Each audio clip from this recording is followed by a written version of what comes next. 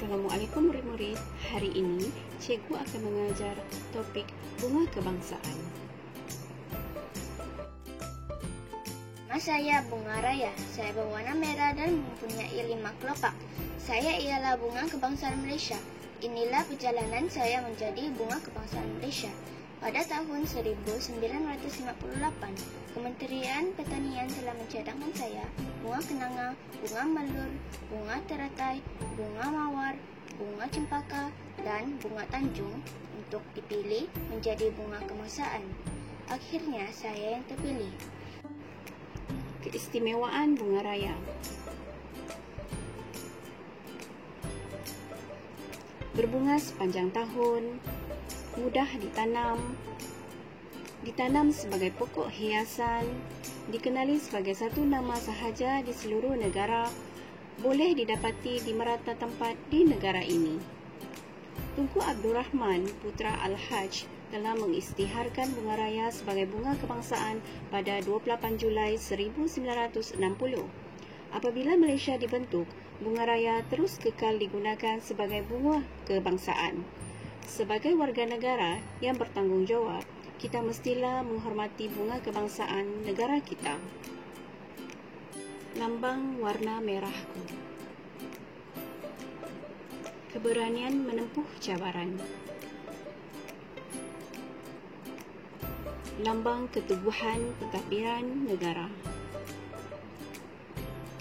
Lambang keteguhan ekonomi negara. Lambang perpaduan negara. Lambang keharmonian masyarakat. Sejak diisytiharkan sebagai bunga kebangsaan, saya telah digunakan dalam pelbagai urusan rasmi sebagai simbol kemegahan rakyat Malaysia. Saya turut dijadikan sebagai logo hiasan dan dijadikan nama pada bangunan. Logo Muskat yang di Pertuan Agong dan mata wang. Kelopak saya melambangkan perpaduan rakyat Malaysia yang berbilang kaum, selaras dengan prinsip rukun negara. Rukun negara menjadi ideologi yang dipegang oleh seluruh rakyat Malaysia. Ideologi ini menanamkan nilai-nilai murni bagi mewujudkan perpaduan. Bunga kebangsaan dan prinsip rukun negara. Kepercayaan kepada Tuhan, kesetiaan kepada raja dan negara, keluhuran perlembagaan, kedaulatan undang-undang, kesopanan dan kesusilaan. Sahabatku di Asia Tenggara. Bunga kebangsaan Indonesia. Bunga kebangsaannya ialah anggrek bulan, the moon child. Bunga ini banyak didapati di kawasan tanah rendah di Indonesia. Bunga kebangsaan Thailand. Bunga kebangsaan untuk negara Thailand ialah Ratchabtrik. Bunganya kecil-kecil dan berwarna kuning.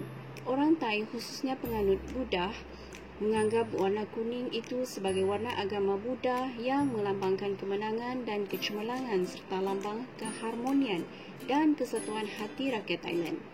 Berkembang dalam bulan Februari hingga ke Mei, banyak ditanam di sepanjang jalan di negara Gajah Putih ini. Bunga kebangsaan Brunei Darussalam. Bunga kebangsaannya ialah bunga simpur. Apabila bunga ini berkembang penuh, kelopak-kelopaknya menyerupai sebuah payung. Bunga kebangsaan Myanmar. Bunga kebangsaannya ialah bunga paduak.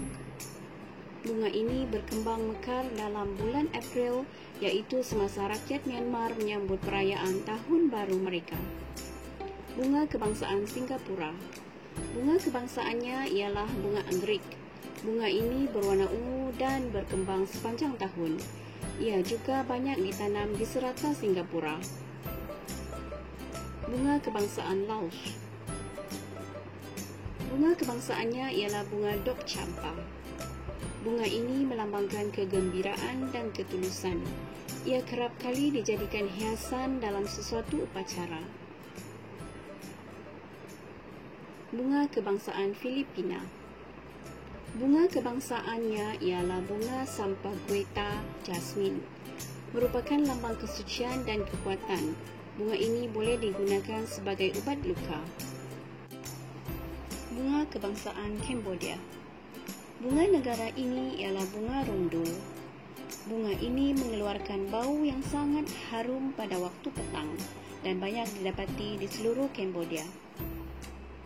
Bunga kebangsaan Vietnam. Bunga kebangsaannya ialah bunga bakawali atau lotus. Bunga ini adalah lambang kesucian, komitmen dan harapan baik untuk masa depan mereka. Selamat belajar murid-murid. Kita jumpa di lain waktu. Bye.